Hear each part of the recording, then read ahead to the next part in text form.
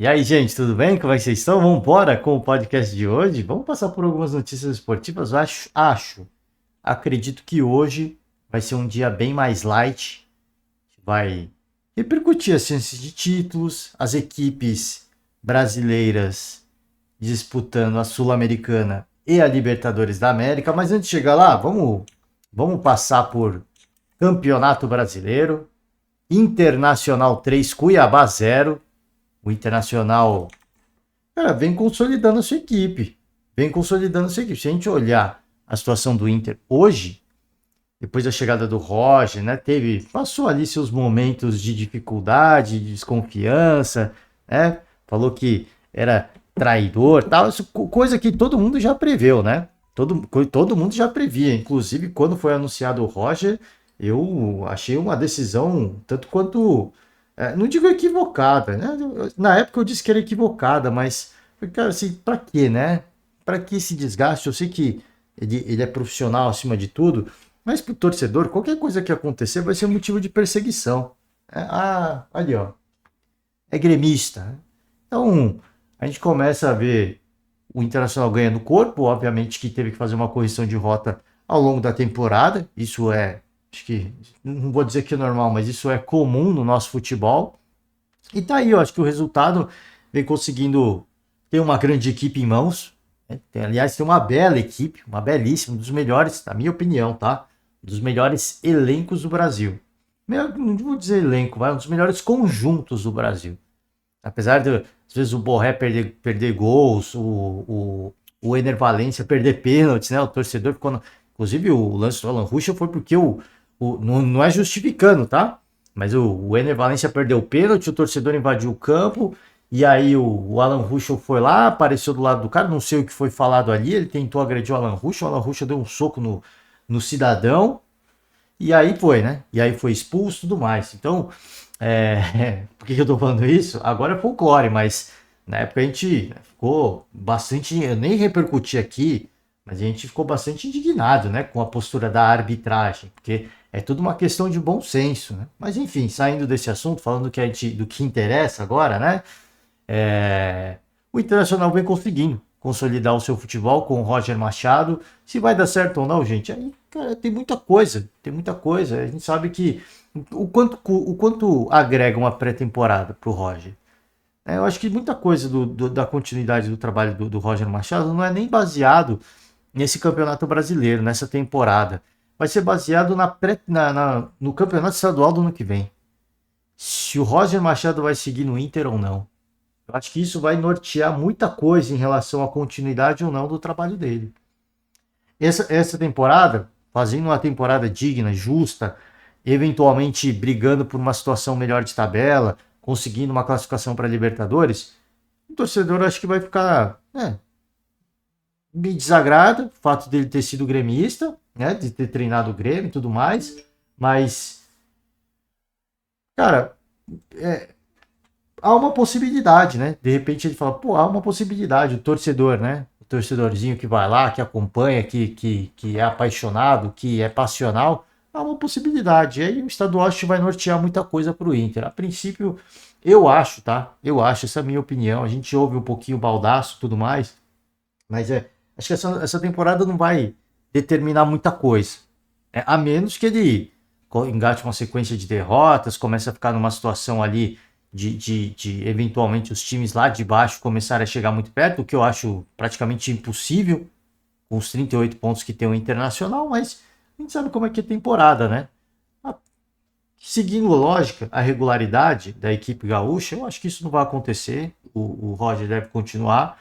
E aí o estadual deve definir muita coisa. Acho que aí o estadual sim deve nortear muita coisa, até porque é algo que o Inter, acho que a gestão do Inter e o torcedor tem muita coisa engasgada, né? Mesmo falando estadual. Ah, é um campeonato menor? Pode até ser. Mas o torcedor está engasgado com o estadual. Então acho que isso vai definir, vai nortear muita coisa do Roger Machado no Internacional. Né? E aí, se vai ser mais uma vez uma temporada para o Inter é, é, corrigir rotas no meio do caminho, e corrigindo rotas no meio do caminho, a gente sabe que é muito difícil você encontrar o projeto ideal e aí sim buscar um título importante. E aí aquele ciclo vicioso do nosso futebol, né? É o tal do ciclo vicioso do nosso futebol. Para alguns treinadores funciona e todo mundo acha que isso é a lógica, né? É a regra. Mas, enfim, vamos seguir? Vambora, vai. Brasil iguala recorde na Libertadores e Sul-Americana, mas técnicos brasileiros são minoria.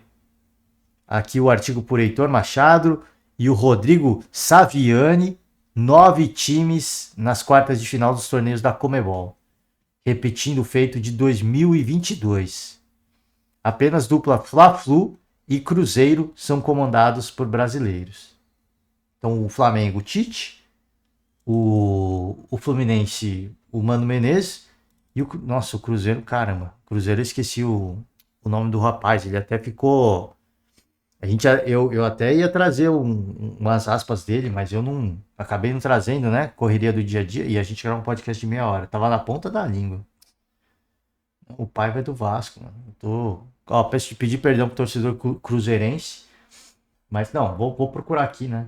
Melhor procurar do que falar bobagem e a gente já deixa o Seabra, é o Seabra, pô, caramba. Tava na ponta da língua, mas não sei porque tava vindo Paiva, né? O Paiva é do Vasco. E aí tava, né? O Seabra, né? Então, 3 brasileiros, né? 3 brasileiros e o restante estrangeiros. Vamos pegar aqui, ó. Com 5 classificados na Libertadores, Fluminense, Atlético Mineiro, São Paulo, Botafogo e Flamengo, e 4 na Sul-Americana, Corinthians, Fortaleza, Atlético Paranaense e Cruzeiro, o Brasil igualou 2022. É o maior número de representantes da história do Brasil nas quartas de final dos torneios continentais. Poderia ter sido mais. Poderia ter sido. Ó, aqui, ó, eu procurando aqui, ó, tá aqui o Fernando Seabra.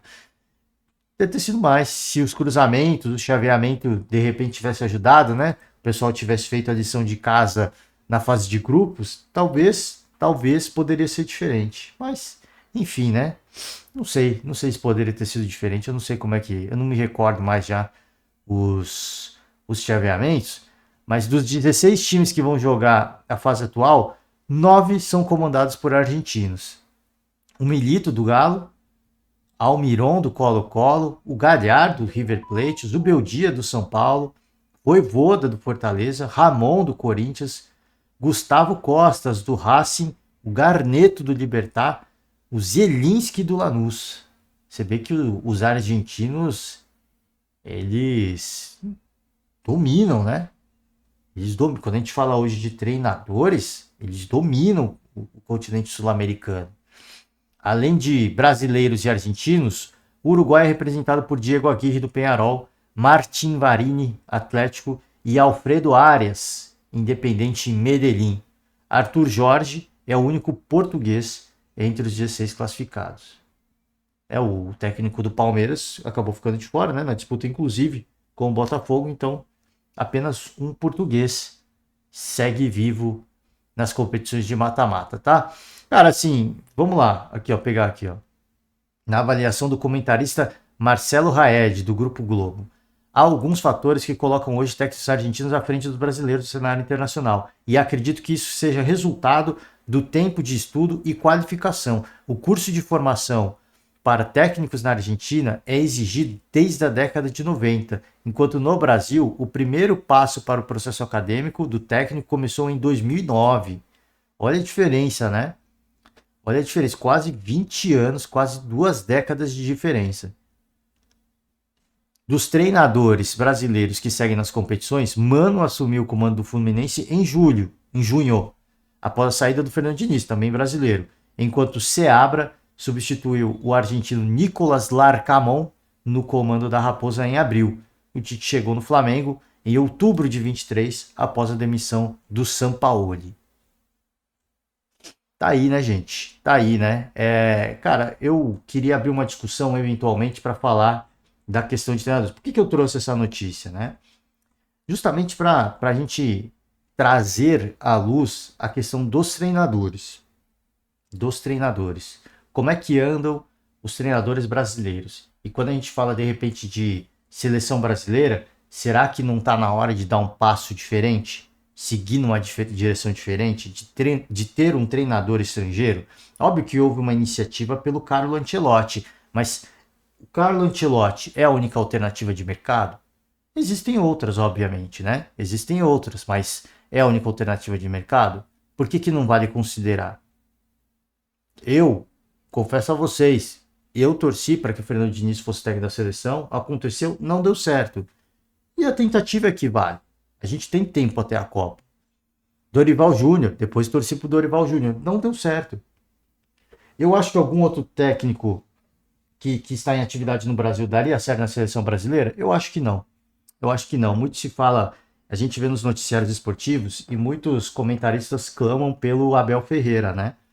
O técnico do Palmeiras. Eu acho que não daria certo, né? O Abel Ferreira já, ele, em virtude das últimas temporadas que a gente tem visto no Palmeiras, e até por uma questão dele falar bastante do calendário, que é um calendário apertado, não permite tempo de recuperação, e por isso a gente vê jogos tecnicamente mais abaixo do que poderiam ser. Eu acho que com o tempo de trabalho escasso que se tem numa seleção, eu acho difícil que desse certo o trabalho do Abel Ferreira. Assim como eu achei difícil que desse certo o trabalho do Diniz, mas eu queria pagar para ver. E pagamos para ver e não deu certo.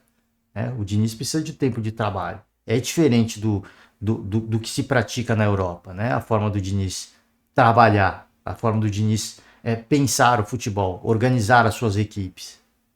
Então, assim, existe hoje um treinador brasileiro capaz de ser competitivo no cenário internacional? Vamos pegar as últimas competições internacionais. Vamos olhar para as últimas competições internacionais? O último campeão da Libertadores foi o Fernando Diniz. Então, assim, temos capacidade? Eu acho que temos. Eu acho que ainda temos. Mas estamos cada vez mais ficando defasados. Cada vez mais ficando defasados. E cada ano que passa, vamos olhando a lista de treinadores brasileiros disponíveis e são sempre as mesmas figurinhas. Sempre as mesmas carinhas, né? Ó, Mano Menezes, figurinha carimbada. O Tite estava na seleção brasileira, então hoje ele volta ao futebol brasileiro, legal. O Seabra, uma cara nova. Uma cara nova. Então você vê assim, dos treinadores brasileiros que servem vivos nas competições internacionais, da Comebol, só um, eu acho que a gente pode dizer assim, a gente não vou dizer só um, a gente tem um mix, né? A gente tem um mix, a gente tem o Seabra no Cruzeiro, o Tite no Flamengo, que estava na seleção brasileira, e uma figurinha carimbada e que a gente vê passando de time em time, que é o Mano Menezes. Isso é demérito? Não, o Mano Menezes é um bom treinador. Eu acho ele um bom treinador. Mas você vê que quando a gente começa a olhar, pô, quais são os outros técnicos disponíveis? A gente começa a olhar para o leque do mercado, cara, assim, são figurinhas carimbadas, né? São figurinhas repetidas. A gente não vê uma novidade, né? A gente não vê algo diferente. Um treinador que pensa em algo diferente. Tirando o Diniz é o mais falado em relação a isso, mas tirando ele, a gente não tem nada de diferente. Então, eu acredito que sim, que nós estamos ficando defasados e acredito sim, né, que esse movimento de cada vez mais a gente vê treinadores gringos liderando, comandando as principais equipes do futebol brasileiro, isso é um recado importante. Pô, o Flamengo, Tite, brasileiro. Mas o Palmeiras é um português. O Botafogo, que hoje lidera, é um português. O Fortaleza, que está no G4, é um argentino. Então, se a gente olha, ó, vamos pegar a tabela aqui. Se a gente olha pro G4, só tem um brasileiro. Se a gente olha para G5, segue um brasileiro, porque o Zubeldia é argentino. Aí sim, se a gente pegar o G6, temos o Rogério Ceni aqui, 2 brasileiros. Mas aí, estamos falando de campeonato brasileiro. O G6 do campeonato brasileiro, o G6, as 6 melhores equipes do campeonato hoje, nós temos apenas 2 brasileiros. Aí sim, bom, pô, por que você não aumenta para G8? Se a gente aumentar para G8, 50%. Porque aí a gente tem no Cruzeiro mais um e no Internacional mais um. Né? Então, assim, eu estou falando assim, do topo da tabela.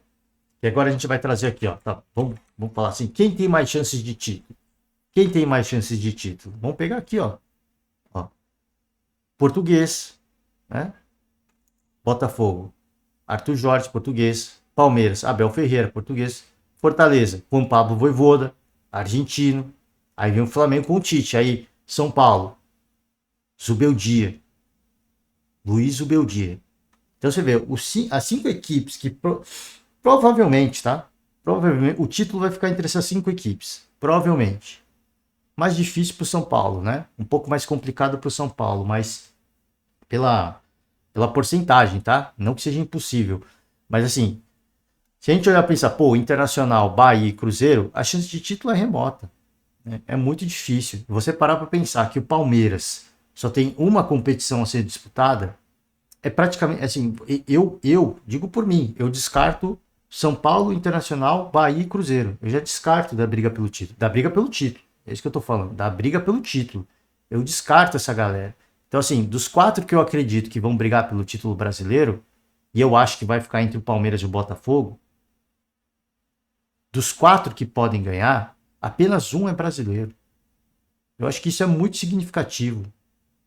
Ah, mas não se dá chance. Se dá chance, sim. Se dá chance, sim, para treinadores brasileiros. Pô, o Flamengo, que passou que rodou, podem ter sido decisões equivocadas? Podem ter sido. A demissão do Rogério Ceni foi equivocada? Talvez. Mas deu certo? Não deu porque no gosto, não caiu no gosto popular. Né? Essa que é a verdade. Renato Gaúcho deu certo? Não. Dorival Júnior deu certo? Também não. Não caiu no gosto popular, mas ganhou título. Então, assim, podem ter sido decisões equivocadas? Pode até ser, mas o projeto não continua. No Fortaleza, deu certo o trabalho do Rogério Ceni? Até onde ele ficou, deu certo. Ele saiu porque ele optou por sair. E depois o Fortaleza escolheu o Vojvoda. E assim segue até hoje. O Palmeiras segue com o português até hoje. O Botafogo, muito provavelmente, o John Textor vai seguir na pegada de escolher treinadores estrangeiros, treinadores do continente europeu. Seja português, e eu acredito que eventualmente possa aparecer um espanhol aí, mas acredito que o Botafogo vai seguir nessa pegada. Porque hoje as 2 equipes que mais têm chance de título são comandadas por portugueses. Então, quer dizer que os portugueses são melhores, sabem mais de futebol? Eu não sei, eu não diria isso. O que eu digo é que a formação deles é melhor. A formação deles é melhor. Dos argentinos, a gente trouxe dos argentinos também. A dos argentinos com certeza é melhor. A nossa preparação acadêmica para o futebol, ela é muito pobre, ela é muito ruim, ela é defasada. Bom, agora sim, falando de fato das chances de título, deixar aqui nessa tela, né, as estatísticas. E aí, torcedor que eventualmente fica bravo, né? Ô, caramba, por quê, né? Por quê? Por que que o Botafogo tem tantas chances mais que o Palmeiras? Gente, são critérios estatísticos. Antes que você, torcedor do Palmeiras, do Fortaleza, do Flamengo, do São Paulo, do Internacional, do Bahia, do Cruzeiro, antes que vocês fiquem chateados, existe uma fórmula estatística e eles jogam vários critérios ali, né? Joga uma série de critérios ali e o cálculo estatístico faz, né? Vai dar essa projeção, dar essa porcentagem, né? E aí, quantidade de gols marcados, gols sofridos, vitórias dentro de casa, vitórias fora de casa, derrotas, vai entrando, cartões amarelos, por aí vai, né? Por aí vai. São uma série de critérios. Então, às vezes, o torcedor fica chateado, mas é apenas estatística, gente. Não reflete a realidade. Significa que a chance é maior. Mas não significa que vai acontecer. Isso aqui não é previsão do futuro. Isso aqui é projeção. Então você que gosta de fazer a sua fezinha, de repente fazer uma aposta esportiva, muito provavelmente você vai apostar ou no Botafogo ou no Palmeiras, ou nos dois. Para tentar aumentar a sua chance de ganhar alguma coisa, né? Você vai apostar nos dois. Pô, a chance dos dois é maior. E para você, às vezes, o torcedor que pô, vai só no feeling, você pensa, pô, o Palmeiras tá jogando só o brasileiro, né? Goleou o último jogo, pô, vou apostar no tricampeonato do Palmeiras. De repente, você, torcedor que vai no feeling, você aposta. Mas a estatística, ela apenas traz uma projeção baseada no que já aconteceu. Isso aqui não tem nada inventado, né? Às vezes os torcedores ficam, não serve de merda nenhuma. Serve, cara. Serve. Não significa que vai refletir a realidade. Serve para muita coisa. Mas não significa que vai acontecer. Isso aqui não é previsão do futuro. Mais uma vez eu digo. Que o torcedor às vezes acha que isso aqui é previsão do futuro. Não é. São chances. Probabilidade, tá? Probabilidade. É isso, cara. Vamos lá? Aqui, ó. Aí mostra até a evolução desde a 20ª rodada. Como é que os times evoluíram. O Palmeiras está numa crescente boa agora. Pode arrancar. Até o Vasco tem chance de título. Pô, se de repente todo mundo na frente começa a perder e o Vasco ganha, dá para ser campeão. É aquela coisa, é estatística. Às vezes o torcedor da BL fala, caramba, mas o Atlético ter 0-0-2 praticamente não ganha. É difícil, mas pode acontecer. A gente não sabe, né? Aí todo mundo começa a perder, o Galo começa a ganhar, e aí? E aí? Pode acontecer. É aquela coisa, é chance, é probabilidade, né? Eu sempre vejo, às vezes o torcedor brinca, faz meme, mas são apenas estatísticas. São apenas estatísticas baseadas, mais uma vez, no que já aconteceu. As chances de permanecer na Série A. Tá aqui, ó. Grêmio, Juventude, Criciúma, Fluminense. E aí vai caindo. Corinthians, Vitória, Cuiabá e Atlético Goianiense. As chances de permanecer na Série A. Tá? Algumas equipes já têm 100% de chance. Né? As equipes do topo da tabela. Aqui em ordem alfabética, né? E aí vai, né? Internacional, chance mínima. Atlético Mineiro, chance mínima. Vasco. E aí vai, né? A partir do Grêmio, talvez. Não, do Grêmio não. Acho que do Bragantino vai. Porque já entra já não tá na casa dos 90%. É aquela coisa. Tem que correr. Você tem que correr a maratona, mas corre com um pouquinho de seriedade, né? A galera que tá aqui na frente, acho que é aqui do 90 para cima, essa galera pode correr a maratona em modo, né? Em modo relax. Estamos correndo a maratona, pau, trotezinho. Essa galera do 100% já tá andando, né, na maratona. Já estamos garantido, dá para caminhar já. A galera aqui dá para ir num trotezinho suave. Essa galera dos 80 já tem que ficar olhando para trás para ver se tem alguém chegando, né? E aí vai, né? Acho que do Juventude ou Criciúma para baixo é aquela coisa, pô, não dá para se descuidar, tem que dar um sprintzinho aqui e ali, né? Tem que dar um sprintzinho aqui e pro Atlético só uma... Atlético, Cuiabá e Vitória e Corinthians, para mim, só uma coisa interessa. 3 pontos, vitórias, só isso. Chances de Libertadores, eu acho que o Botafogo, o Palmeiras já estão lá, né? Os outros praticamente lá, né? Porque ou vão... Ou estão no topo da tabela, ou vai abrir um G8, ou vão ser campeões. Eu acho que todos os outros têm uma boa chance. Né? Até o São Paulo. Eu acho que até o São Paulo, parece que o São Paulo tem 80%. Acho que assim, a chance de abrir o G8 é grande. O São Paulo pode ser campeão, eventualmente. Pode acontecer. O São Paulo é uma equipe valente nos mata-matas. É uma equipe valente. Ah, mas foi eliminado agora pelo... Foi eliminado, mas é uma equipe brava, uma equipe valente. Pode acontecer.